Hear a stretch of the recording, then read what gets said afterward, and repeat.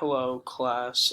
Sorry I cannot make it to class today. I woke up pretty sick, but here is my presentation. So, I did sports commentator criticism. That was the criticism I made.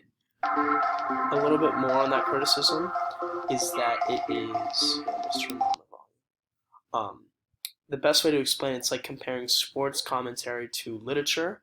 Um, and the next part I have is types of sports and writing. So it's kind of like comparing the author's writing style to a different kind of sport. So if the writing style is very energetic and high pace, it would be like football or basketball, which are really, when you commentate those sports, it's very high pace. And then also that the commentary is kind of similar to how an author puts their emotion in a text because a commentator has to put emphasis on certain words, um, and they have to put some emotion into it, especially if it's like a big play. And that's kind of how authors in writing they'll use their emotions in the text, which is kind of similar to commentary in that way as well. First thing I want to get into is the song I chose, which is "Waves" by Kanye West. Um, the first 22 seconds of the song, it's very upbeat, um, and it resembles football in a way because it's like upbeat. If you watch a football game and listen to the commentary, it's all very. It's most commentaries upbeat in general. You don't want to listen to sad commentaries, so that kind of helps. Also, the repetition of "Turn It Up" throughout the entire song helps with the football resemblance.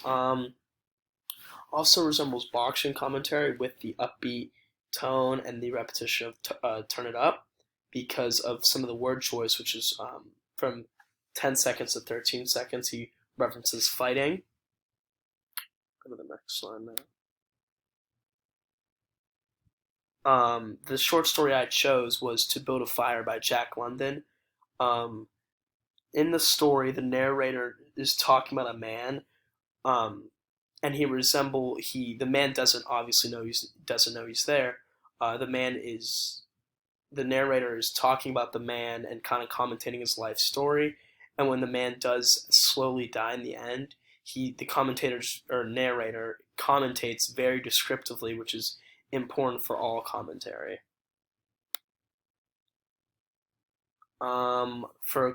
I did a movie, so I did the Black Panther, so we could watch that link right now.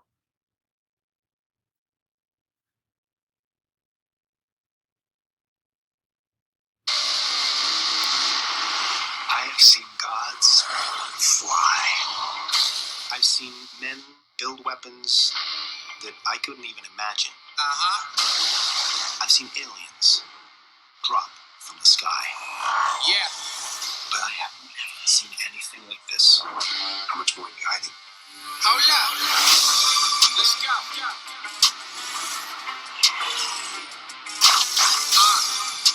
May I hold?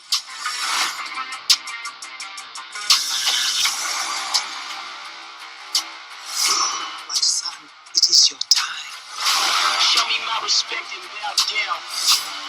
You get to decide what kind of king you are going to be.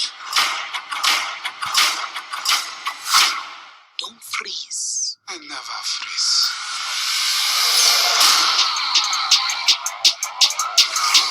The revolution will not be televised.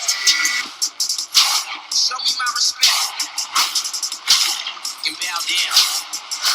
We own ya. We own ya. We only getting started now. Cause we own ya. Everybody think they know me now. Cause we own ya. You and I'm my homie. Cause we own ya. I waited my entire life for this.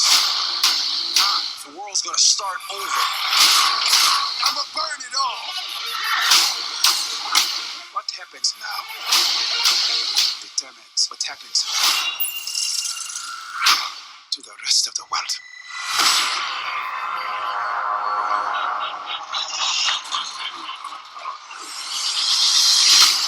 You will not be able to stay home, brother. You will not be able to plug in, turn on, and pop out. What's on that forever? The revolution will not be televised. Let's have some fun.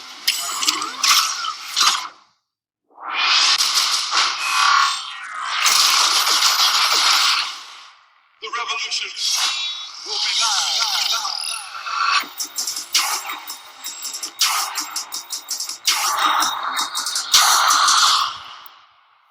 So that is the trailer for the movie. Oh, we'll get back. So the narration throughout the entire trailer, like the background talking, adds to the viewer's experience. Not just in this trailer, but in every movie trailer, there's always, most of the time, there's a narrator, and that actually helps the viewing experience of the trailer and helps you know more about the movie, kind of how commentary does. More specifically about this movie trailer, though, it resembles football or basketball commentary in a way because it's very action packed, and the music too helps with the action, and it's very high paced. So we're just gonna go to the next slide. So the first theory I compared my sports commentary criticism to is dramatic construction. Both so for dramatic construction, it's basically what makes the literature successful. What in the writing makes it successful? Commentary makes watching sports successful because it helps you understand what the sport really is, and it gives you some information and what's going on. They'll tell you the players. They'll tell you stats.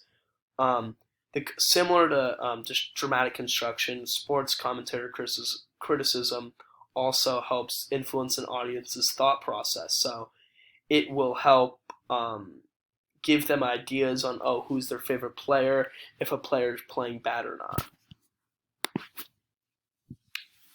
not.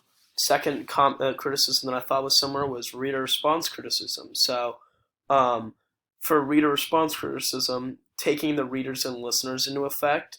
For literature, it is taking the readers into effect, so they'll be careful on what the author will be careful on what they're writing about. Same with the commentators; they know what the audience is expecting, so there's certain things they can say, and they know certain things that they're not allowed to say.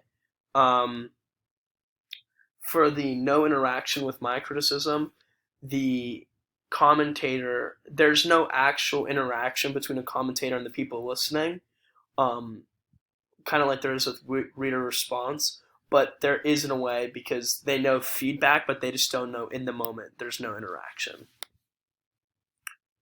The third criticism, which I thought was kind of different from mine, was new criticism. So, unknown sports can't be without commentary. Because if you're watching a sport and you have no idea about it, and there's no commentary involved, then it's hard to know what's really going on if you don't know which kind of plays are which. Like if you're watching cricket, for example, if you don't know the rules of cricket and there's no one telling you that, then you're not going to be able to understand it. So it's kind of, you can't really, the picture says, evaluate the work based only on the text itself. It's hard to do that, and that's why sports have commentators.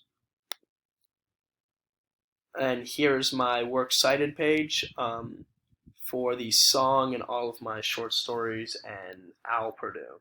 Thank you for watching and have a great day.